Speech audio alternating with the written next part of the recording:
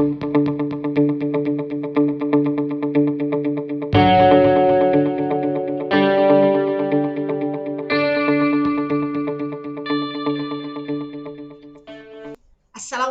warahmatullahi wabarakatuh dan salam sejahtera murid-murid. Murid-murid telah bersedia dengan modul PDPR Bahasa Melayu tahun 6, buku teks Bahasa Melayu tahun 6 dan juga peralatan menulis. Baiklah, jika telah bersedia, ayo kita belajar bersama-sama hari ini dengan tugasan kelima. Tajuknya ialah perpaduan menjanakan pelaburan. 2.4.3 Membaca dan memahami maklumat yang tersurat dan tersirat untuk membuat keputusan dengan memberikan alasan. Baiklah murid-murid, seperti biasa sebelum kita mulakan membuat tugasan kita hendaklah membaca arahan terlebih dahulu. Arahan pertama, murid-murid dikendaki membaca teks di muka surat 84. Arahan kedua, murid-murid padankan isi tersurat dan tersirat dalam petikan teks dengan respon yang sesuai. Ketiga, lengkapkan petah minda. Dan keempat, murid-murid memberikan alasan pada soalan yang dikemukakan. Kelima, murid merakam audio bacaan 2 perenggan petikan teks muka surat 84 dan hantarlah kepada guru. Baiklah murid-murid, sebelum kita mulakan aktiviti kita yang pertama, Cikgu Ji hendak menerangkan tentang makna tersurat dan tersirat. Cikgu Ji tahu murid-murid telah pun memahami apa makna tersurat dan tersirat, tapi Cikgu Ji terangkan semula.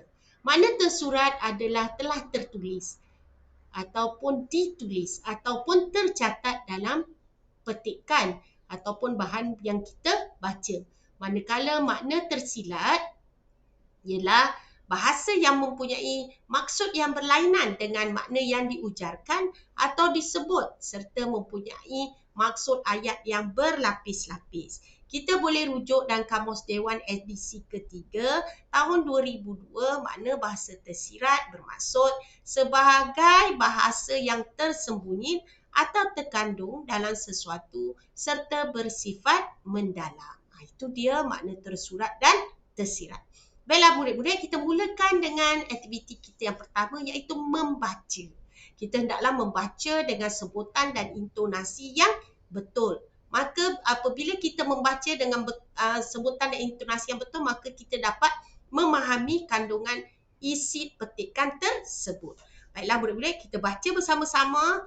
Murid-murid boleh merujuk buku teks muka surat 84 dan juga boleh juga melihat paparan. Baiklah, perpaduan menjanakan pelaburan. Perenggan pertama. Encik Lauren telah dibawa oleh Encik Zakaria menyaksikan perarakan Citrawarna Malaysia. Perarakan yang gilang gemilang itu diadakan di Dataran Merdeka, Kuala Lumpur. Perenggan kedua ya. Perarakan tersebut telah berjaya menarik kunjungan ribuan penonton. Mereka terdiri daripada rakyat Malaysia yang berbilang bangsa serta pelancong asing. Perenggan yang ketiga. Menerusi acara tersebut, Encik Lauren dapat melihat keutuhan perpaduan rakyat Malaysia. Semangat kerjasama dan sikap toleransi begitu terselah dalam diri para peserta. Tanpa mengira perbezaan budaya dan agama, mereka telah bersepakat untuk menjayakan acara tersebut sehingga selesai. Mereka bersatu hati dan berganding bahu untuk menjayakan perarakan tersebut. Perenggan keempat ya murid-murid, sepanjang berada di Malaysia, Encik Lauren berasa sungguh gembira. Penduduk Malaysia ramah tamah dan berbudi bahasa. Tidak timbul sedikit pun rasa bimbang dalam hatinya kerana negara Malaysia aman sejahtera. Perenggan yang terakhir iaitu perenggan yang kelima, Encik Lauren juga berasa amat kagum. Perpaduan kaum yang utuh mewujudkan suasana harmoni. Keharmonian amat penting dalam usaha memajukan negara.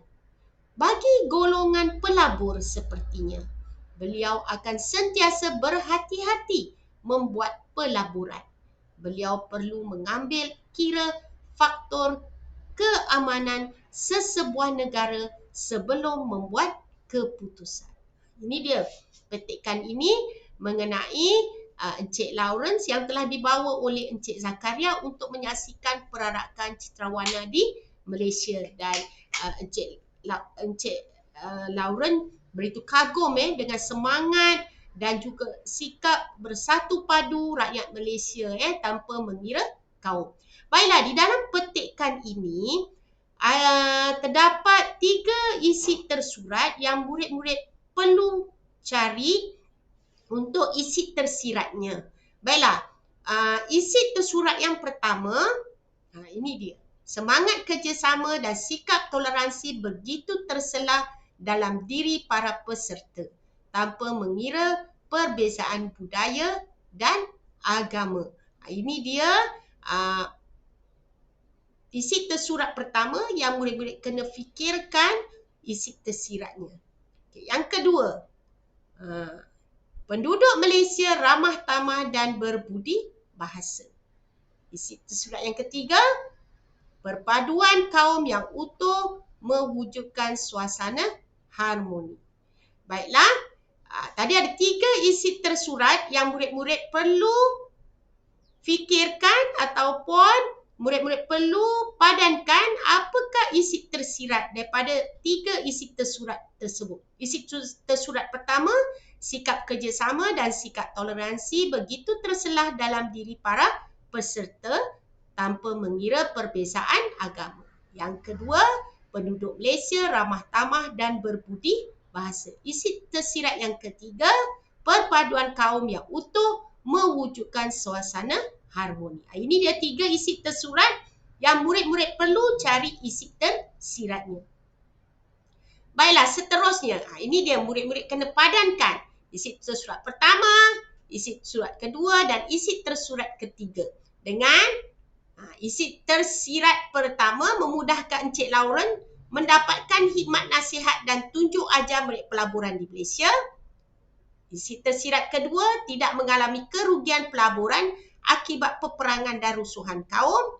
Dan isi tersirat ketiga, pelaburan dan perniagaannya mendapat keuntungan kerana tiada sikap diskriminasi perkauman dan agama. Murid-murid baca isi tersurat dan murid-murid padankan dengan isi tersirat yang betul dan tepat. Okey, itu dia aktiviti yang kedua. Aktiviti yang ketiga seterusnya ialah melengkapkan peta minda. Tadi kita dah baca dalam petikan tadi, muka surat 84, terdapat nilai murni yang terdapat pada rakyat Malaysia. Cikgu Ji dapat banyak tadi. Dalam petikan itu nilai murni yang terdapat pada rakyat Malaysia. Murid-murid hanya pilih 5 sahaja dan masukkan dalam peta minda ini. Lengkapkan peta minda ini. Apakah nilai murni yang terdapat pada rakyat Malaysia? Baiklah, setelah lengkap peta minda ini dia persoalan yang murid-murid perlu berikan alasannya. Jika murid-murid ialah Encik Lawrence, mahukah kamu melabur di Malaysia? Berikan alasan. Melabur ini maksudnya ialah menanam modal ataupun membeli share ataupun saham dan sebagainya dalam sesuatu badan perniagaan untuk mendapatkan keuntungan. Ini bagi peniaga. Mereka hendak melabur ataupun maksudnya menanam modal, membeli share dan sebagainya dalam satu badan perniagaan yang terdapat dalam negara itu untuk mendapatkan keuntungan. Jadi kita tadi dah dapati bahawa Encik Lawrence berasa gembira kerana rakyat Malaysia yang bersatu padu, toleransi, aman, negara Malaysia yang aman, yang harmoni, maka dia tidak rasa takut untuk melabur di Malaysia. Tapi jika kamu Encik Lawrence, mahukah kamu melabur di Malaysia? Berikan alasan kamu tersebut. Ini dari kemahiran berfikir aras tinggi kamu.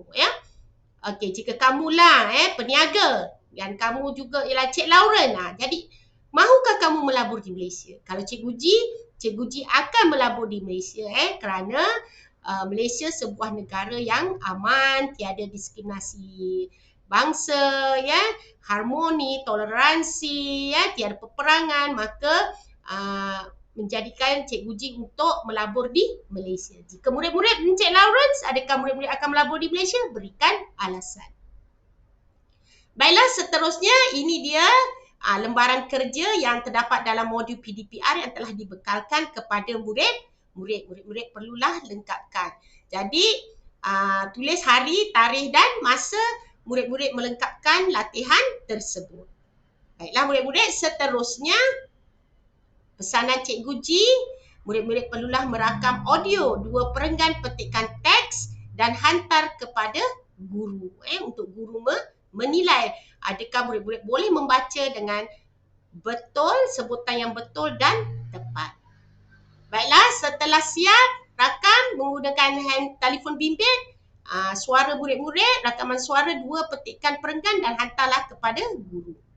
Dan pesanan yang seterusnya, sudahkah murid-murid menyiapkan tugasan 1, tugasan 2, tugasan 3 dan tugasan 4 dengan lengkap? Jika telah lengkap, tahniah Cikgu Ji ucapkan. Yang belum lengkap, lengkapkan kerana ini adalah tugasan kita yang ke-5. Baiklah murid-murid, Cikgu Ji ingin ucapkan tahniah dan terima kasih kepada murid-murid yang telah belajar bersama dengan Cikgu Ji. Baiklah, Cikgu Ji berharap murid-murid dapat jaga keselamatan dan kesihatan diri sepanjang PKP ini. Kita hendaklah sentiasa patuhi SOP dan patuhi 3W serta jauhi 3S. Sehingga kita berjumpa lagi murid-murid dengan tugasan seterusnya. Lengkapkan tugasan dan bye. Terima kasih murid-murid. Jumpa lagi.